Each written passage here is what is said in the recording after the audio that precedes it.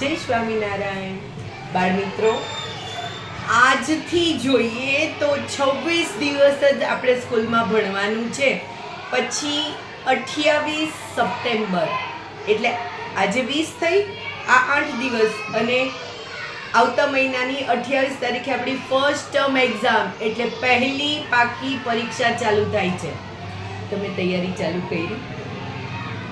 હું માનું કે હજી તો 5 અઠવાડિયા કહેવાય, પણ વચ્ચે સાતમ આઠમ નહીં આવે, રક્ષાબંધન નહીં આવે, શનિ રવિ નહીં આવે, રજાએ આવતી જ હોય છે ને.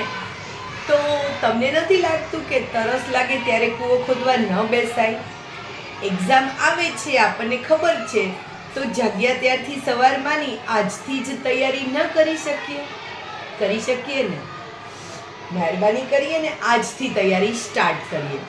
તમે 2 કલાક રમવા જાઓ મને વાંધો નથી, પણ બીજી બધી જ કલાકો, માનો કે તમે 50 મિનિટ સરસ રીતે ગણિતના દાખલા ગણ્યા, 10 મિનિટ તમને એન્જોય મળે, લાઇટ મ્યુઝિક સાથે ડાન્સ કરવો, ગરબા કરવા, મમ્મી સાથે ટોકિંગ કરવું, ફ્રેન્ડ સાથે વાતો કરવી, સાયકલિંગ કરવી, બહાર રમવા જાઓ, 10 મિનિટ તમને જે ગમે એ કરો. વળી પાછી 50 મિનિટ કોઈ ઇંગ્લિશ, ગ્રામર, સાયન્સ છે, મોટા બાળકોને એસએસ છે, તૈયારી કરો. 50 મિનિટ સુધી કોઈ પણ માણસ પ્રોપર એકાગ્રતા સાથે એનું મગજ બહુ બ્રિલિયન્ટ વર્ક આપી શકે. પછીની જે 10 મિનિટ છે એ ફ્રેશ ટાઈમ છે, તમારા માઇન્ડને એક તમે ગેપ આપો છો, જેથી કરીને ફરીથી બહુ સરસ રીતે બધું કેચઅપ કરી શકે. ફ્રેન્ડ્સ, તમે બધા સ્માર્ટ છો, મને ખબર છે. બસ સ્માર્ટ ગીરી બહાર ક્યારે આવે? જ્યારે મહેનત કરો. Practice max perfect. તો પ્રેક્ટિસ કરો તો તમે પરફેક્ટ બનશો જ. ફર્સ્ટ ટર્મ એક્ઝામમાં જેનો પહેલો, બીજો અને ત્રીજો રેન્ક આવે છે, એમના રેન્કર બોર્ડમાં ફોટો સહિત નામ આવે છે ને. શું માનો તમારે લેવો છે રેન્ક? આજથી તૈયારી કરો. જે સૌથી 3 જણા સૌથી બેસ્ટ કરશે ને એને રેન્ક મળશે.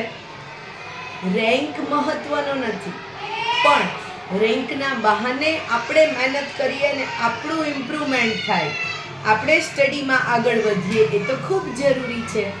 નાના બાળકોને રોજ ખાલી સરસ રીતે ઓરલ કરાવો ને તો પણ એ લોકોને ઘણી બધી ઓળખ મળી જાય. લેખન કાર્યમાં તો હવે લગભગ ને ઘણું બધું સરસ આવડે છે. ઓળખ જરૂરી છે, તો ઓળખ માટે દરેક બાળ મિત્રો RHW તો રોજ આંગળી રાખીને ઓરલ કરી જ લેવાનું. જેટલું ઓરલ કરશું એટલું વધારે યાદ રહેશે. તો આજથી જ પરીક્ષાની તૈયારી કરીએ. સાથે બીજી વાત, એટમોસ્ફિયર અત્યારે થોડું ટિપિકલ છે, થોડું આપણને પ્રોબ્લેમ ક્રિએટ કરે એવું છે, પાચન શક્તિ મંદ કરે એવું છે, થોડું વાયરલ ઇન્ફેક્શન પણ વધારે આવે છે, મોસ્કિટો મચ્છરનું પ્રમાણ થોડું વધારે હોય છે.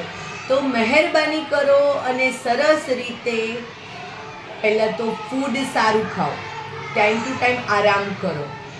કોઈ ખોટી જીદ, કોઈ ખોટું દેખાદેખી કરવી નથી. આપણે આપણી રીતે મોજમાં ભણવું છે ને મોજમાં રહેવું છે. કરીએ આટલું. Thank you.